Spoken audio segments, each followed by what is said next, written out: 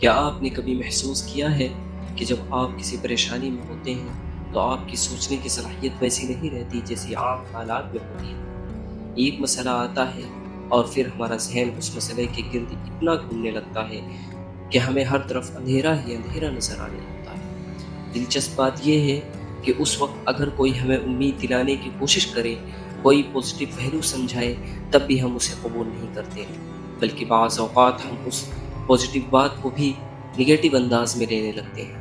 مگر سوال یہ ہے کہ ایسا کیوں ہوتا ہے؟ نفسیات ہمیں بتاتی ہے کہ انسان کا دماغ خطرات کو بہت جلدی پکڑ لیتا ہے۔ سائیکولوجی میں اسے نگیٹو بائس کہا جاتا ہے۔ ہزار اچھی باتوں کے مقابلے میں ایک بری خبر، ایک ناکامی یا ایک خوف ہمارے ذہن پر زیادہ اثر چھوڑتا ہے۔ یعنی ہمارا دماغ ہمیں بچانے کے لیے بنایا گیا تھا، لیکن جب خوف حد سے بڑھ جائے تو یہی نظام ہمیں حقیقت سے دور لے جانے لگتا ہے۔ پھر ہم حالات کو نہیں دیکھتے بلکہ اپنے خدشات کو دیکھتے ہیں، اور یہی وجہ ہے کہ پریشانی کے وقت انسان کا ذہن ایک نگیٹیوٹی کے دائرے میں قید ہو جاتا ہے۔ اسلام اس مسئلے کو بہت گہرائی سے بیان کرتا ہے کہ نبی کریم صلی اللہ علیہ وسلم نے فرمایا کہ مضبوط مومن اللہ کے نزدیک کمزور مومن سے زیادہ بہتر اور محبوب ہے، اور ہر ایک میں خیر ہے۔ جو چیز تمہیں فائدہ دے اس کی حرص رکھو، اللہ سے مدد مانگو اور عاجز نہ بنو۔ غور کیجئے کہ رسول اللہ صلی اللہ علیہ وسلم ہمیں کیا سکھا رہے ہیں کہ مشکل حالات میں بے بسی اور مایوسی کے سامنے ہتھیار ڈالنے کے بجائے اللہ سے مدد مانگو اور عمل جاری رکھو۔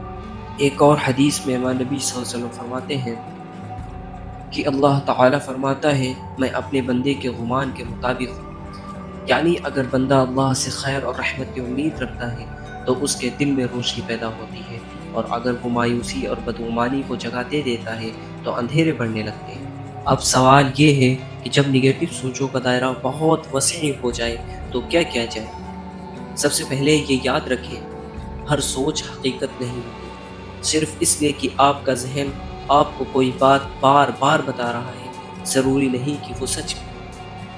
سائیکولوجی میں اسے کوگنیٹو ڈسٹورشن کہا جاتا ہے، یعنی ذہن حقیقت کو توڑ مروڑ کر پیش کرتا ہے اور ہم اسے حقیقت سمجھ بیٹھتے ہیں۔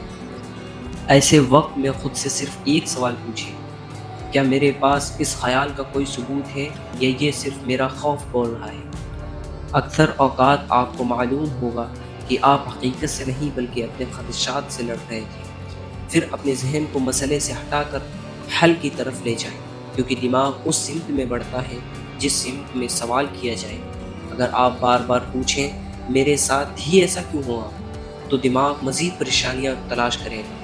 لیکن اگر آپ یہ پوچھیں اس صورتحال میں میرا اگلا درست قدم کیا ہے، تو دماغ راستے تلاش کرنا شروع کرے، اور آخر میں جب دل پر بوجھ پڑ جائے، جب ذہن الجھ جائے، جب ہر طرف اندھیرا محسوس ہونے لگے، تو اللہ کے سامنے بیٹھ جائیے، دعا کیجیے، قرآن کی تلاوت کیجیے، ذکر کیجیے، کیونکہ بعض اوقات وہ سکون جو دنیا کی کوئی بات نہیں دے سکتی، اللہ کے ساتھ چند لمحے دے دیتے ہیں۔